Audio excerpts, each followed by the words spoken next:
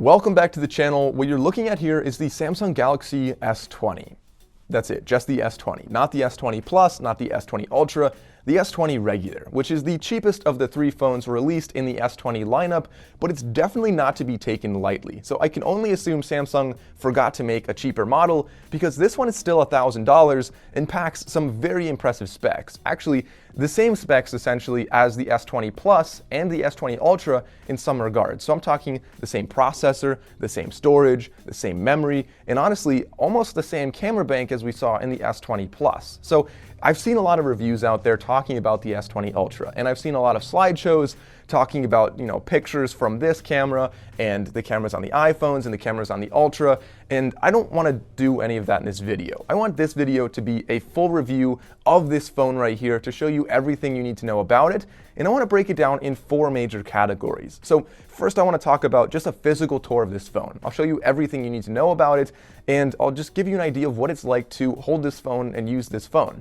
Then secondly, I do want to go through a camera test to see how well it actually works with video, with the microphone quality, and with the photo quality in a few different environments. After that, I want to talk about Samsung's big claims. If you look on their website or anywhere on their media, they're talking about this phone with 4 or 5 big things in mind. So I want to test these out and see if they're mostly hype or if there's actually really any truth to that.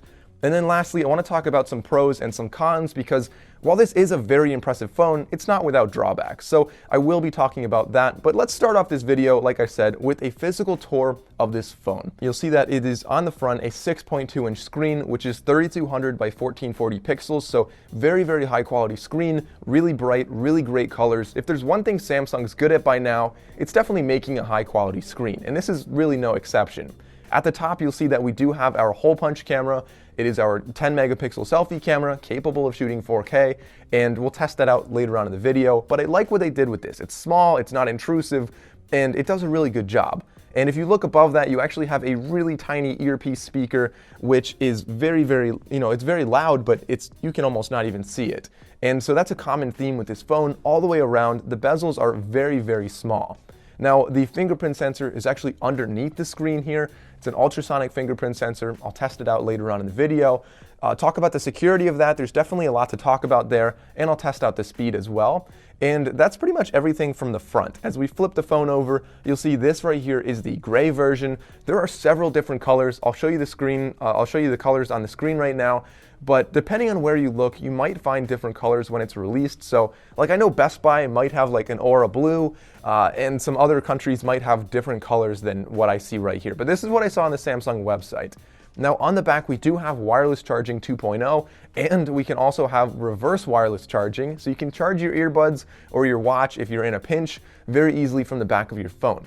Now, the camera block is actually not, it's big, but it's not nearly as big as we saw on the S20 Ultra, or really even the S20 Plus for that matter. And we have 3 cameras on here.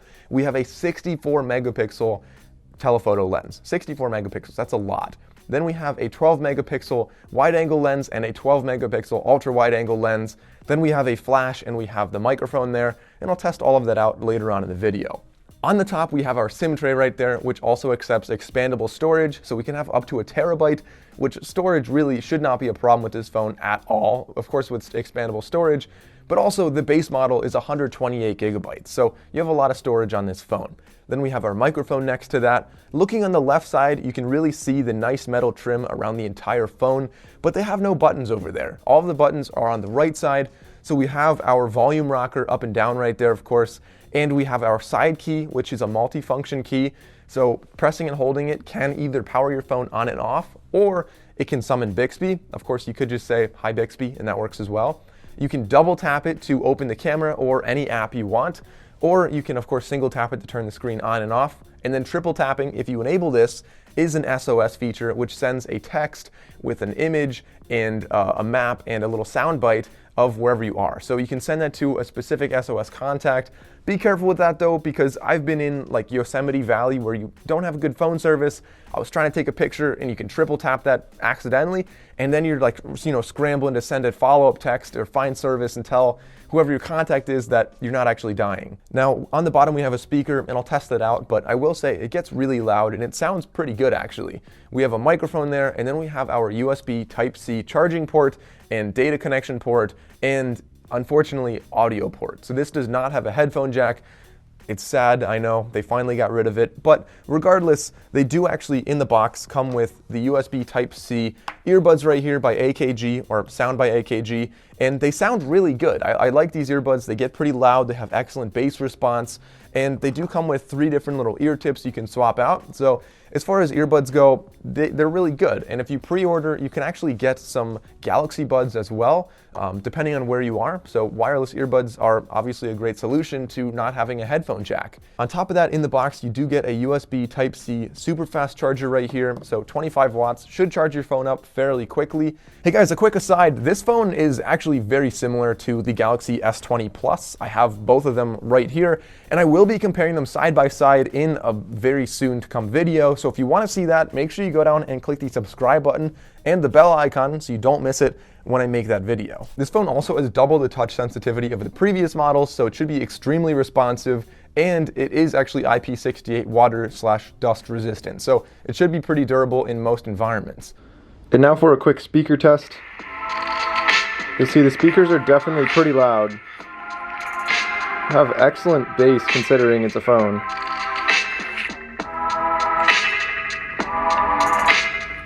So jumping into the next thing I want to talk about, the Samsung claims. The first one, they said a revolutionary camera experience. That's what they say on their website. So if we open up the camera experience here, you'll see that there are actually only 3 modes on the bottom until you go to more. So they have regular photo, they have video, they have single take mode, which is kind of like a way for you to take like one short video and then it makes a whole bunch of different things with filters, with slow motion, with like kind of a boomerang effect. And I'll show you some of those on the side right here. And it's kind of fun. It's something that I don't particularly use. I like taking my own single photo or video and not having to delete them later.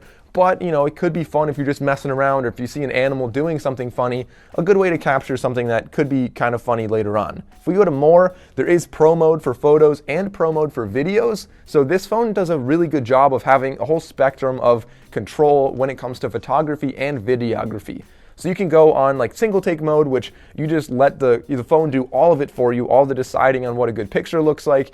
And then there's Pro mode, where you choose every single setting to make the best picture that you want. So this is the selfie camera shooting in 4K 30 right now. So let me know how this sounds and looks. I think overall the colors look very vibrant in this. My face looks probably redder than it might be, but otherwise I think it does a pretty good job. So now this is the rear camera, again shooting in 4K 30, so let me know how this sounds and looks. Here's an 8K video in broad daylight. I'm going to zoom in so it's 4K and then zoom in until 1080 and then also to 720 just to see how detailed the 8K actually is and if there's any noise. Starting with the ultra-wide lens, you'll see that the overall picture looks really nice. There's a little bit of warping on the edges, and the sky is more saturated in the middle, but otherwise it's a good-looking picture. Then as we get to the wide-angle lens, again, you'll see everything still looks really good. Greens look a little more strong here.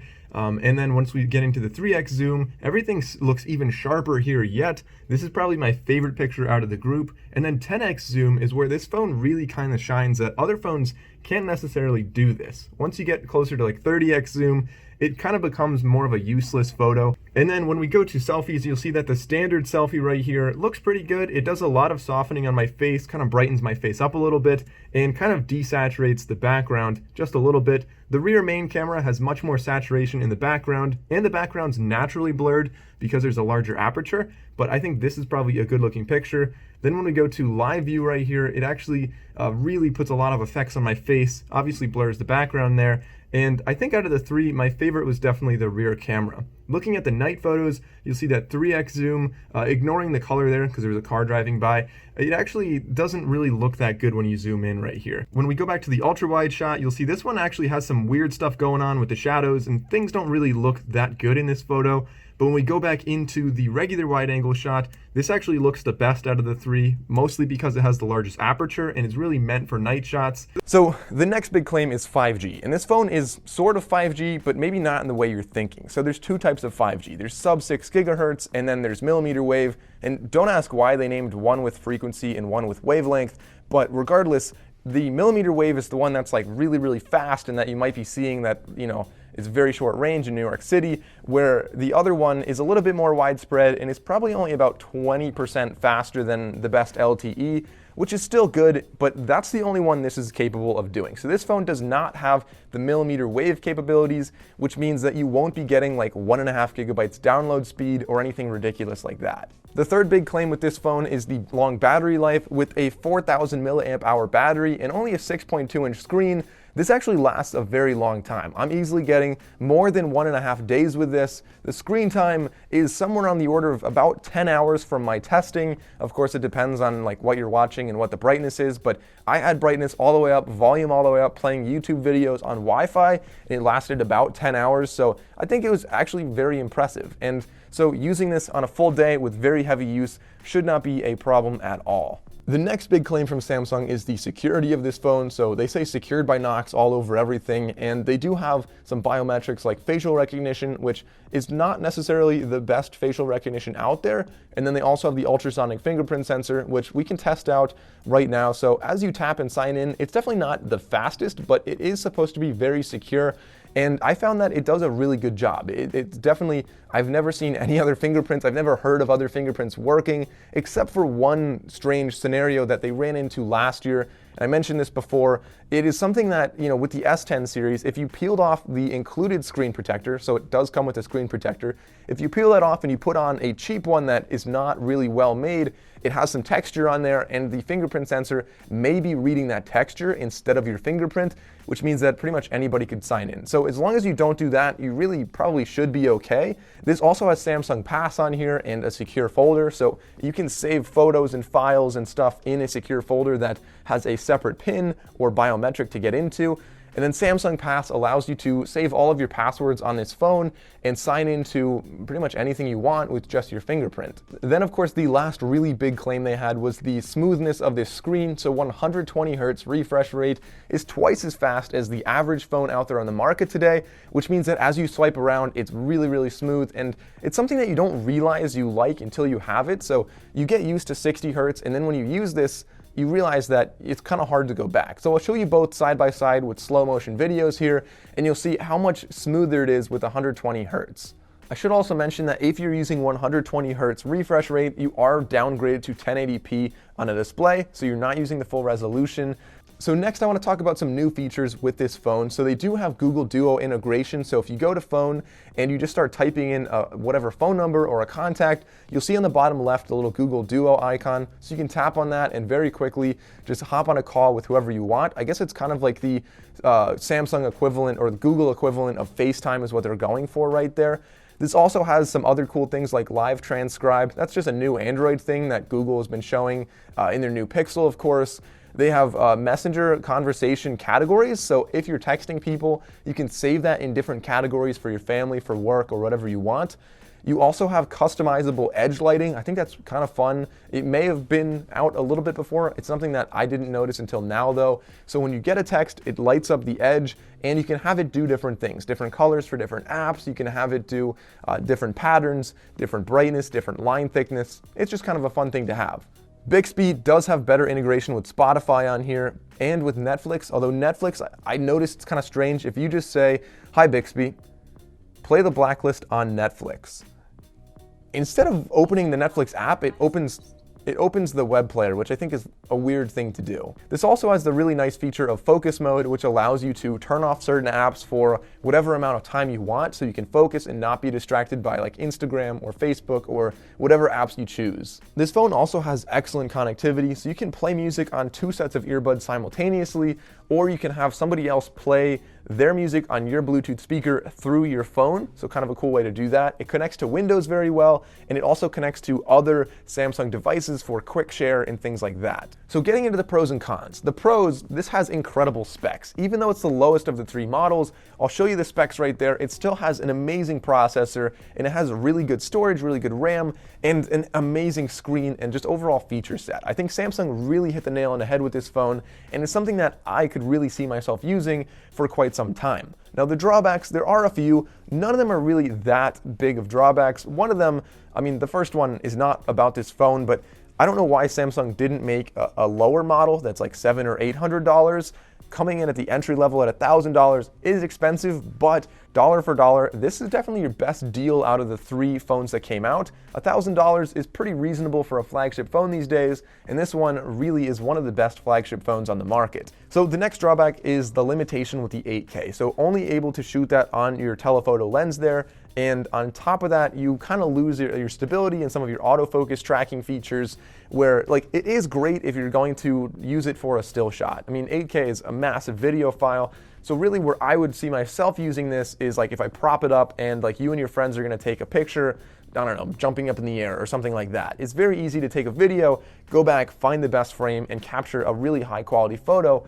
The fourth one is the limitation with 120 Hertz. I think that the screen refresh rate is an incredible thing to have, but not having that in the full resolution, you know, it's just not quite there yet to be able to do that. Maybe the battery technology is what's holding us back.